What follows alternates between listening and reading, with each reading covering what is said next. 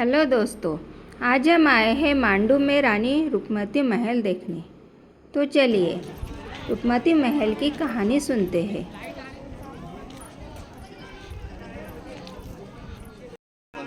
भोपाल रतलाम, इधर देखिए back side जो 72 किलोमीटर का दायरा बनता है, क्योंकि एशिया का सबसे बड़ा किला कहलाता है और इसी किले के अंदर पूरा मांडू बसा हुआ है।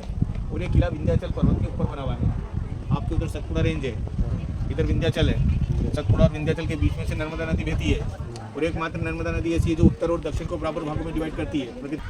इस बिल्डिंग का ग्राउंड फ्लोर और फर्स्ट फ्लोर 10वीं शताब्दी का राजा भोज ने बनवाया था और जब 1556 में बाल बात आते हैं तो 48 आवर्स में 2 टावर बनवाते हैं। जब से इस बिल्डिंग का नाम हो गया रुक्मती पवेलियन, मतलब वो एक टावर से खड़े होकर नर्मदा नदी के दर्शन करती थी और दूसरे टावर से खड़े होकर सिटी का नजारा। तो रानी रुक्मती जब जहाज महल से आती थी, वो वाइट बिल्डिंग देख रहे हैं आप, वो जामी मस्जिद है, उसके पीछे जहाज महल है। तो रानी रुक्मती जब जहाज महल से घोड़ा गाड़ी पालकी द्वारा आती थी नर्मदा के जल के दर्शन करने के लिए, तो उनका स्टॉप यहाँ पे नीचे होगा। यहाँ पे घोड़ा गाड़ी पालकी रुकेगा, यहाँ से उनको पैदल चलना है। तो इसके अंदर से एक अंडरग्राउंड रास्ता है जो आप लाइन से 5 वेंटिलेशन देख रहे हो, नीचे देखिए। इसी रास्ते से रानी रुक्मती ऊपर आती थी। नर्मदा के जल के दर्शन करने के बाद में वापस इसी रास्ते से नीचे उतरना, घोड़ा गाड़ी पालकी में बैठना। इधर देखिए, ये नीचे बाज बहादुर का महल है। इसे 1508 में नासरुद्दीन खिलजी ने बनवाया था। जब 1556 में बाज बहादुर आते हैं तो इस पैलेस को अपने लिविंग पैलेस के रूप में यूज़ करते हैं। तो बाज बहादुर हो गया, लोगों ने रानी रुक्मती और बाज बहादुर की लव स्टोरी बना दी, जो कि नहीं है। तो वहाँ पे जाकर उनको कुछ क्लासिकल गीत सुनाना और वापस जहाज महल में चले आना। तो ये डायरेक्शन स्पेशल रानी रुक्मती के आने और जाने के लिए रहा है, क्योंकि इस बिल्डिंग का ग्राउंड फ्लोर घोड़ों का अस्तबल था, तो साइड से आना और जाना संभव नहीं था, ऐसा होता था।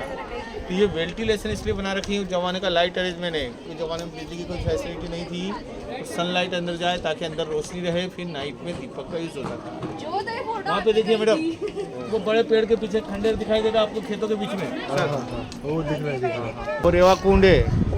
जब ऐसा क्लाउड होता था, रानी रुक्मती को नर्मदा के जल के दर्शन नहीं होते थे, तो उनको स्वप्न में नर्मदा जी ने दर्शन दे के उस जगह के बारे में बता के यहाँ पे खुदाई करवाओ, जमीन में से झरना फूटेगा, पानी के साथ में बालू रे झींगा मच्छी और सन प्राप्त होंगे, तो समझना दूसरे महीने तुम्हें दर्शन दिया।